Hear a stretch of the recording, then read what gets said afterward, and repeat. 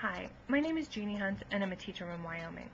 While I would love to be able to come and address you in person in Cheyenne, my students expect me to be in class every day. So the next best thing for me is to send you a video message addressing the issues that I think are very important for individuals who are making policies that determine my livelihood. Wyoming seems to be targeting teachers in its legislative agenda this year. We have full-page advertisements and internet ads telling Wyoming readers and viewers about the evils of Wyoming education. One of these ads is entitled Step Up Wyoming. And after a minimal amount of research, you can find out that the individual who owns the domain producing and posting these advertisements is Rick Berman, who is neither an educator nor a resident of Wyoming. Nevertheless, I feel it's important to address the issues that he has been hired to attack.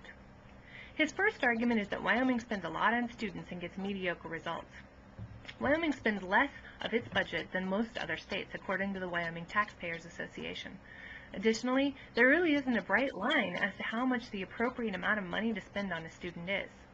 Perhaps the legislature needs to look at where the money is being spent. In the past decade, the number of teachers in Wyoming has remained fairly stagnant, while the number of administrators has gone up considerably. Because it costs more to pay an administrator than a teacher, potentially some of the cost of education is going into administrative salaries. Second, Mr. Berman, along with Mr. Coe and others, argue that tenure is the big reason why Wyoming students aren't doing better.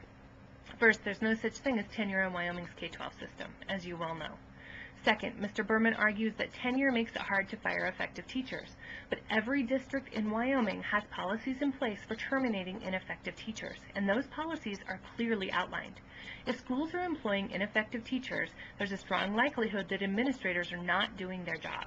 Ineffective teachers should be offered the opportunity to work with a mentor or an administrator on an improvement plan or lose their job. All too often, district attorneys counsel administrators not to pursue action, fearing bad publicity for the school. But if teachers really are ineffective, administrators need to replace their wishbone with a backbone and fire those teachers. Next, Mr. Berman argues that the U.S. is in the bottom third of all industrialized nations, which isn't really about the United States, or about Wyoming at all.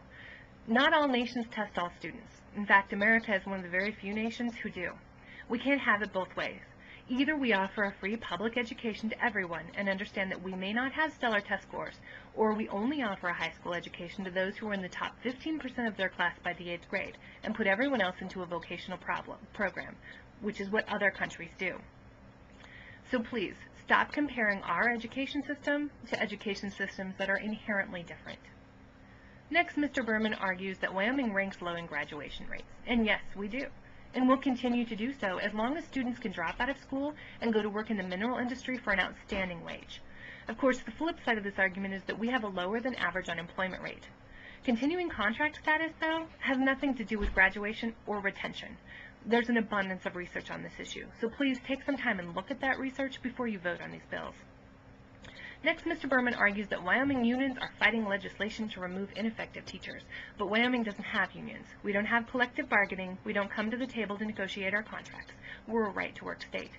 Sadly, this tells you that this advertisement is vague enough that you can plug any state into the working program and it's going to be just as effective.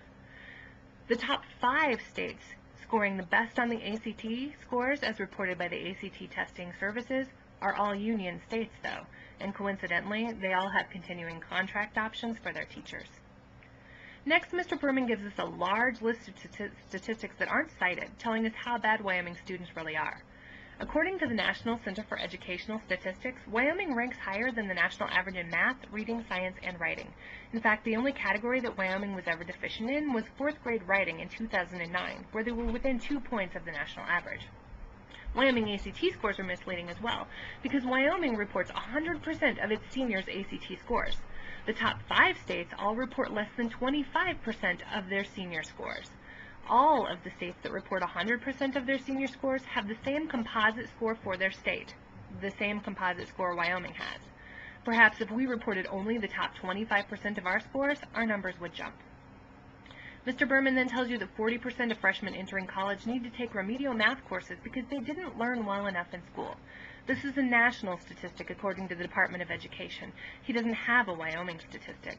Additionally, if the statistic is true, 60% of the students are taking college-level math courses, which means that teachers are reaching the majority of the students.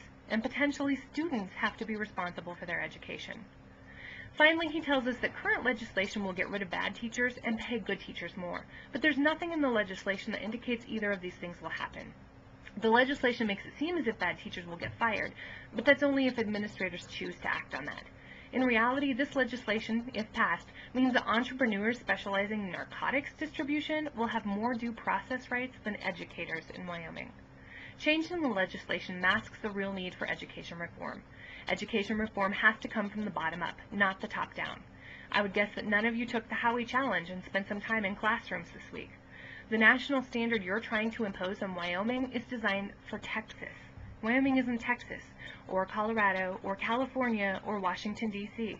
Our demographics are different, our children are different, and this legislation doesn't make better teachers. Having community members evaluate teachers doesn't make sense. I put fuel in my car. Does that make me inherently qualified to evaluate individual job performances of people working in the mineral industry? I don't think so. Mr. Berman is really good at making smear advertisements. Some of his others encourage pregnant women to eat more fish containing mercury, telling people that fatty foods are not harmful to your health, and, my favorite, telling people how drinking and driving is okay. You can see more at consumerfreedom.com. Pay attention to the facts, not the baseless propaganda paid for by a special interest group. Teachers across Wyoming are working hard to make sure students get the best education possible. Can we tell them the same thing about our legislator? Vote no on House Bill 212 and on Senate File 52. Thank you.